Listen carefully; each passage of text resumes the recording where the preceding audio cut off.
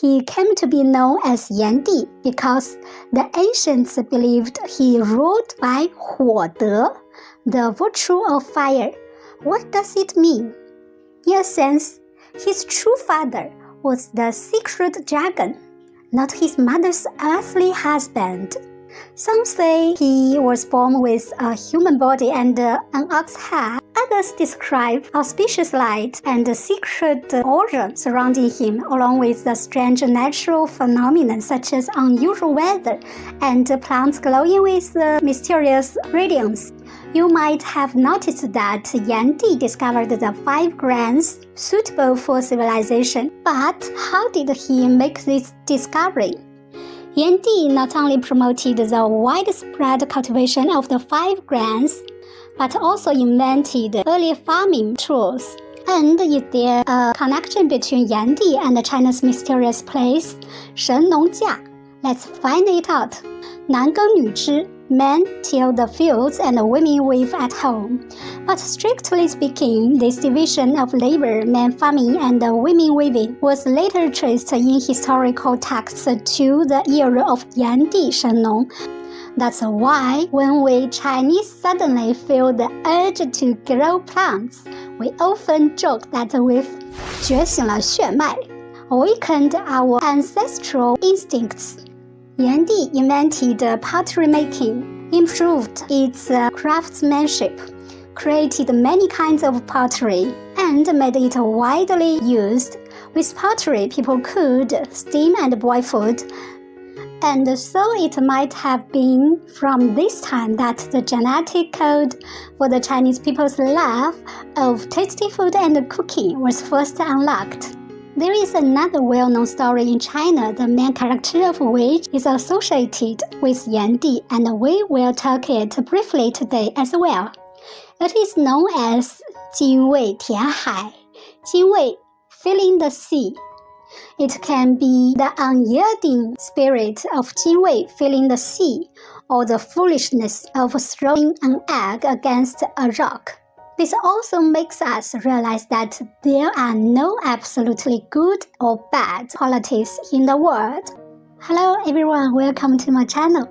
In our last episodes, we already talked about 2 of the 3 sovereigns. Today, we'll discuss the last of the 3 rulers, Yan Di or Shennong.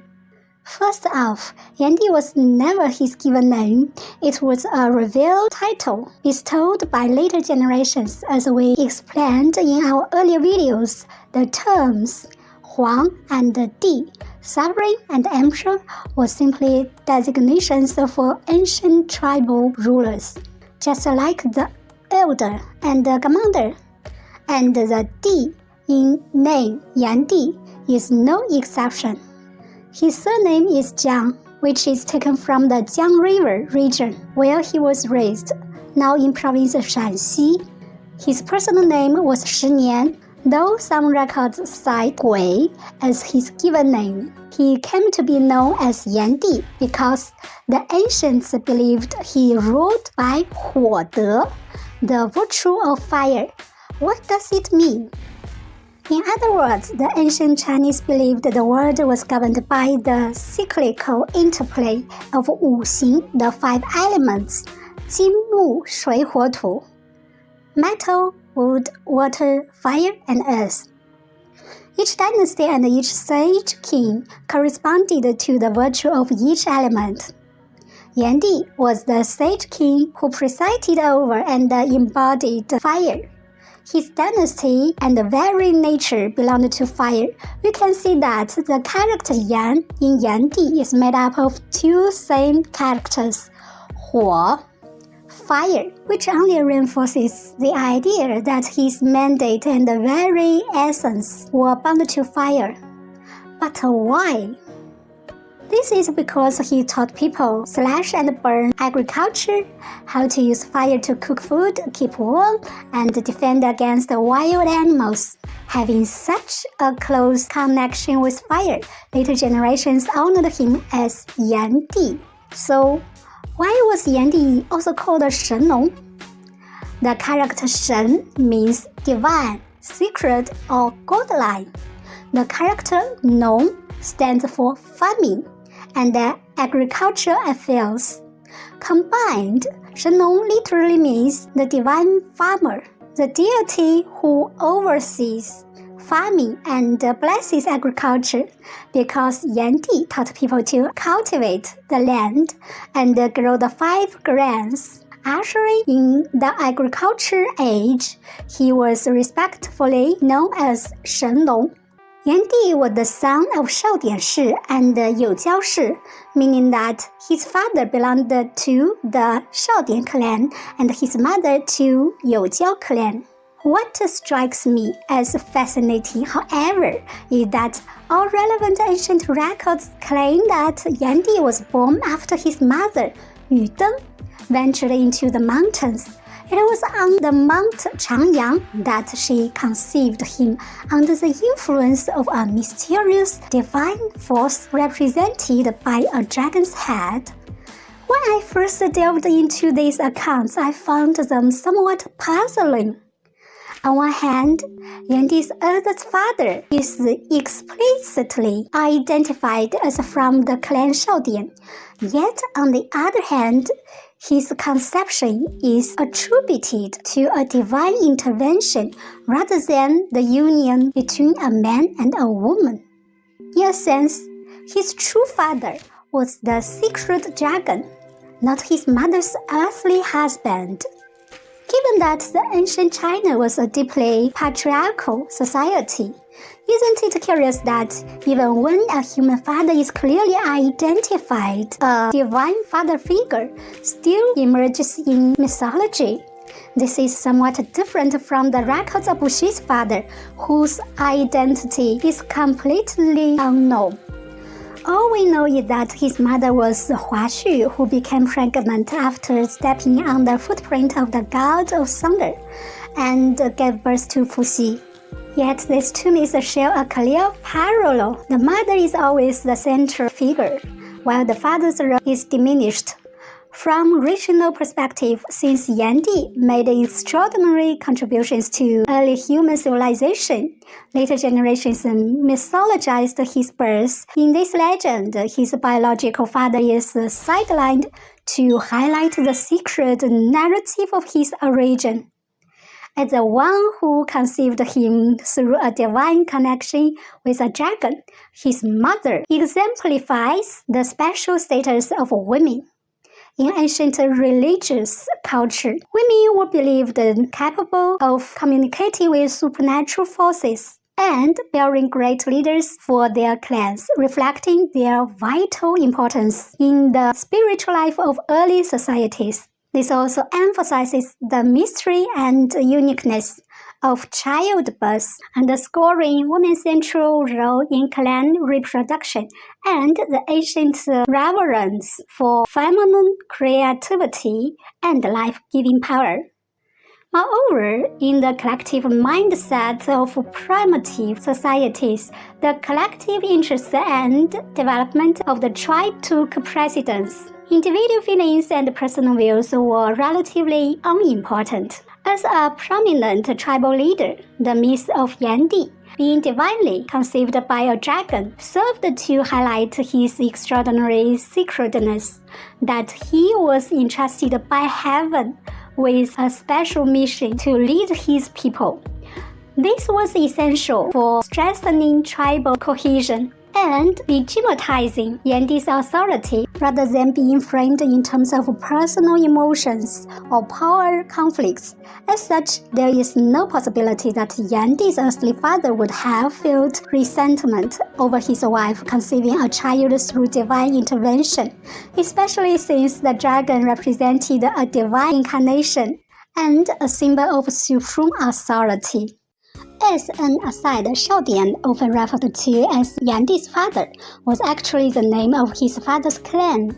His mother Yu Deng hailed from the Youjiao clan. This distinction alone makes it even clearer that women held a higher social status in that era. There are also many legends about miraculous signs that marked Yan Di's birth. Some say he was born with a human body and an ox head. Others describe auspicious light and the secret aura surrounding him, along with the strange natural phenomena such as unusual weather and plants glowing with mysterious radiance. You might find it puzzling. Why was Yan Di conceived by the divine dragon's head it born with an ox head?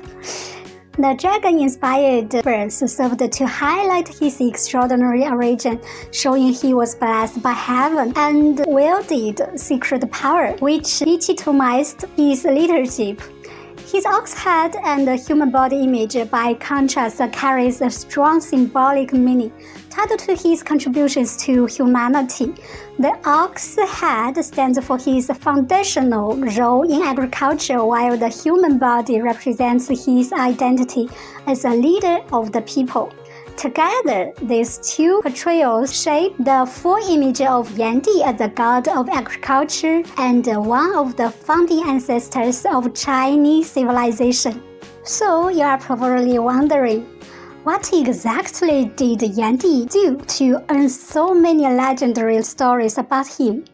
Once humans lived as nomadic foragers, wandering the land, gathering fruits and hunting small game just to survive. Yan Di, however, was a true trailblazer. He ventured too deep into the wild, tasting hundreds of herbs to observe their properties and commit them to memory.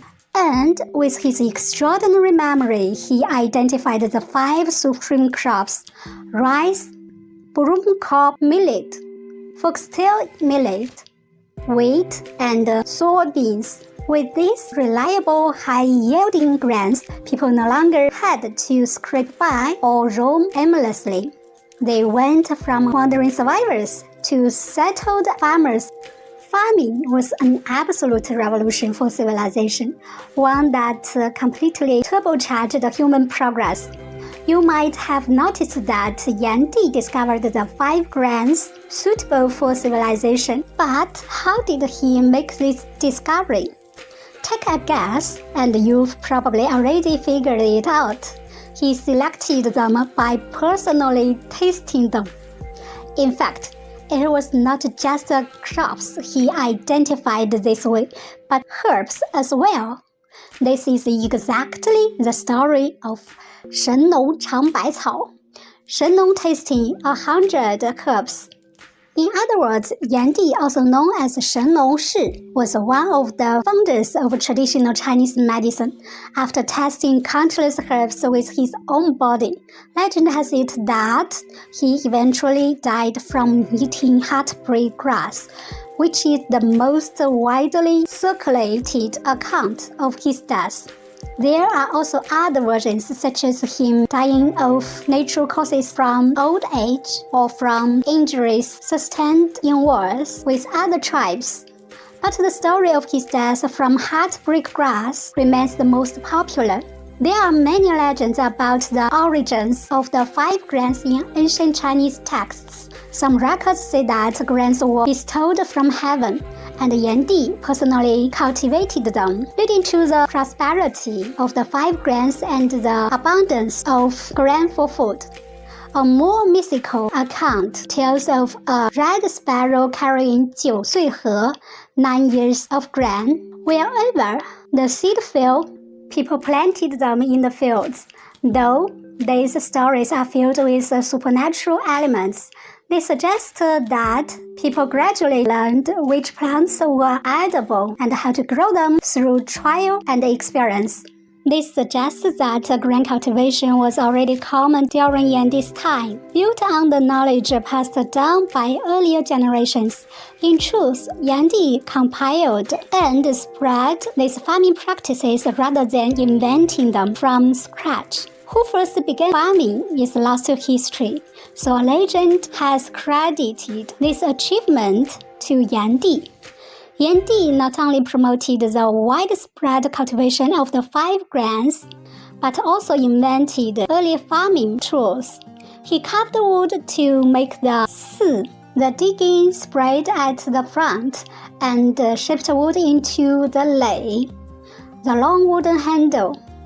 These 2 separate parts were combined to form the lei si, which served as the early prototype of the plow.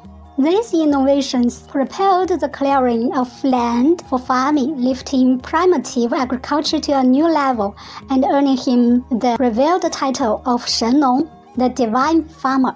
And is there a connection between Yan Di and China's mysterious place, Shennong Jia? Let's find it out. Ever heard of Shennong Jia, located in Hubei province? It's famous for its primeval forests, tales of wild men and rare exotic animals, and its name comes with a fascinating legend. It says that Yan Di, also known as Shennong, came here to collect herbs and teach people how to farm. To climb the steep mountains, he built wooden ladders, and that's how this area got its name, Shennong Jia. Jia, the wooden ladders made by Shennong. Now, back to Yan Di. Thanks to his revolutionary agricultural innovations, productivity rose sharply. People abandoned their nomadic lifestyle and settled together in communities, gradually bringing stability to early society. Yan Di continued and strengthened the marriage laws, first laid down by Fuxi and Nuwa, establishing permanent pair bonds, banning incestuous marriage, and standardizing wedding ceremonies. As farming became the main way of life, physical strength grew more important in work, and men gradually took the lead in farming and production, while women largely undertook household chores, weaving, and child rearing, which objectively gave rise to the traditional social division of labor, 男耕女织. Men till the fields and women weave at home. But strictly speaking, this division of labor, men farming and women weaving, was later traced in historical texts to the era of Yan Di Shennong. The truly stable pattern took initial shape during the pre-Qing period. After the Qing and Han dynasties, as the small-scale peasant economy matured, this model was further strengthened. It continued from the Wei, Jin, Sui, Tang, Song, Yuan, Ming, and Qing dynasties, lasting for more than 2,000 years in Chinese society, remaining the core family production system of traditional agrarian civilization and only gradually disintegrated in modern times. Not only did Yan Di master a wealth of agricultural knowledge and techniques, but he also taught them widely to people, organized large-scale cultivation, and greatly boosted agricultural output. This allowed more people to secure an adequate food supply through farming, fueling population growth and social progress. By now, you should have noticed that many of Yan Di's contributions centered on farming, crop cultivation, and food production. That's why when we Chinese suddenly feel the urge to grow plants, we often joke that we've 觉醒了血脉, awakened our ancestral instincts. As an aside, we also call ourselves the descendants of Yan Huang. Here, the Yan stands for Yan Di. We believe that all Chinese people are the descendants of Yan Di and Huang Di. By now, some of you must be curious about the story between Yan Di and Huang Di.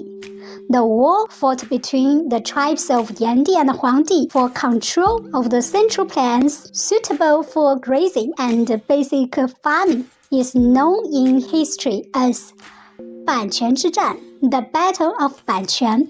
As its name suggests, the Central Plains was considered the heartland of China. Unsurprisingly, as China expanded over history, the concept of the Central Plains also evolved and broadened. In this conflict, Huang Di defeated Yan Di after 3 major battles, and the two tribes gradually merged to form the core of Huaxia Nation, the ancestor of the Chinese people. One important thing to note is that the Yan Di mentioned here is not the Yan Di we refer to today. The Yan Di we speak of today is the first Yan Di, whereas the Yan Di who fought against Huang Di here was the nice Yan Di. Since the first Yan Di made such great contributions and his tribe grew and prospered thanks to those tools and developments, all subsequent tribal leaders were also known as Yan Di. That is to say, the battle of Banquan between Yan Di and Huang Di that I have been talking about was a war between the nice Yan Di and the first Huang Di, not the first Yan Di. So please keep this in your mind. If you read related stories in the future, please pay attention to this distinction to avoid confusion. We will leave the detailed account of this war for the next episode on Huang Di, since the main figure is not the Yan Di we refer to today. The battle was truly earth-shaking. Getting back to the point, in ancient times, people lived at the mercy of nature, but knew very little about the changes of the weather. To enable his people to grasp the farming seasons, Yan Di carried out long-term observations of the sun, moon, stars, and climate changes based on natural seasonal patterns and the shift of the 4 seasons. He created the earliest calendar, distinguished days and months, and defined the seasons for sowing in spring, growing in summer, harvesting in autumn, and storing in winter. As we mentioned earlier, Fuxi also taught people to follow the farming seasons. So, what was the difference between Fuxi and Yan Di? Fuxi was the first to explore astronomy, time cycles, and farming schedules, laying the early groundwork for the calendar through basic observations of natural patterns. Yan Di, by contrast, organized the calendar into a complete system, integrating it closely with agriculture practice to create practical rules that directly guided real farming work. Yan Di guided people to carry out agricultural production in a timely manner, avoiding blind cultivation. This greatly improved crop yields, ensured food supply, and promoted the development of agriculture from extensive to intensive farming, enabling humans to settle down and form stable social structures. The calendar has been continuously inherited and developed in later generations, influencing traditional festivals and folk activities and enhancing national identity and cohesion. For example, as we all know, the Spring Festival is a festival for the entire Chinese community worldwide, celebrated according to the lunar calendar. No matter where in the world the Chinese people live, on this day they put up festive couplets, enjoy a grand New Year's Eve dinner, greet each other, and wish one another well. These shared traditions create a common cultural bond among Chinese people from different regions and with different life experiences. Such cultural closeness, rooted in the traditional calendar, has become an important thread that helps overseas Chinese feel a sense of unity and solidarity. Yan Di invented pottery making, improved its craftsmanship, created many kinds of pottery, and made it widely used. With pottery, people could steam and boil food, making grains and meat, and also ferment food. This not only made food tastier and easier to digest, but also allowed people to eat together, which gave rise to early dining etiquette and greatly improved people's diet and daily life. In other words, once people had common vessels for food, they began sitting together and eating as a group. Simple rules naturally followed: who eats first, how food is shared, how to respect the elderly, and the order of setting out offerings during ceremonies. These practices formed the earliest beginnings of dining etiquette. They brought order to meals, showed respect to others, and reflected the hierarchy and harmony of family and community, the very origin of Chinese dining and social etiquette.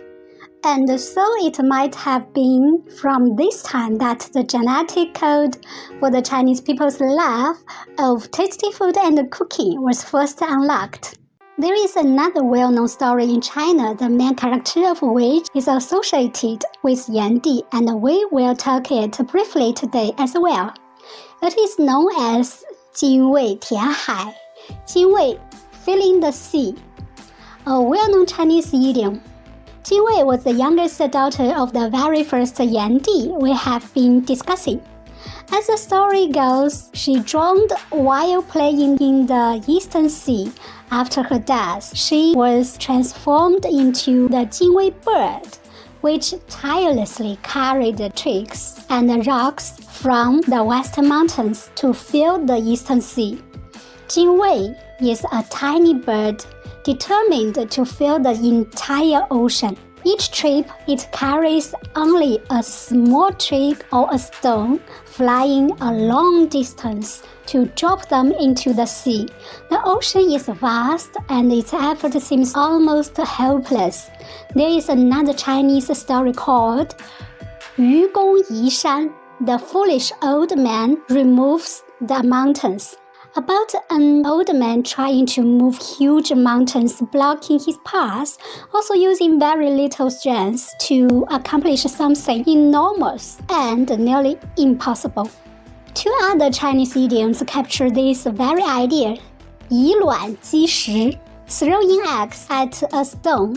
If you fling an egg against a rock, it will break for sure. It means attacking something far more powerful with only weak strength and being doomed to fail.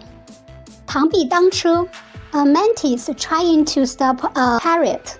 A mantis uses its tiny legs to block a moving chariot with no hope of success. It refers to stopping something huge and powerful with far too little power and a completely helpless effort.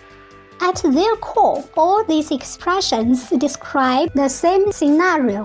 A weak force confronting a vastly powerful one. What's interesting is that different phrases clearly show whether the speaker approves or disapproves. Using 精卫填海, 精卫 filling the sea, and 愚公移山, the foolish old man removing the mountains, is to praise someone for their perseverance and courage, while 以卵击石, throwing an egg against a stone, and 螳臂当车, a mantis trying to stop a chariot, mean calling someone overconfident and wasting their effort in vain. You'll find this fascinating pattern in every language and culture. The exact same action, fundamentally unchanged, can be praised or criticized simply based on the speaker's attitude and perspective. It works this way in Chinese as it does in English and many other languages. For example, persistent, stubborn, smart, clever, cunning, brave, reckless. So language holds enormous power. The very same action, the very same perseverance remains unchanged, yet simply because of differing stances and attitudes, it gets labeled in completely opposite ways. It can be praised as resolve and courage or condemned as stubbornness and recklessness. It can be the unyielding spirit of Jingwei filling the sea, or the foolishness of throwing an egg against a rock. This also makes us realize that there are no absolutely good or bad qualities in the world. What really determines how we judge something is the way we look at it and the person using the language. Put in positive terms, words bring encouragement and warmth. Expressed negatively, they bring harm and cruelty. Language does not just describe the world, it shapes how we see and judge it. That's why we should respect language, be aware of its power, and judge all expressions rationally.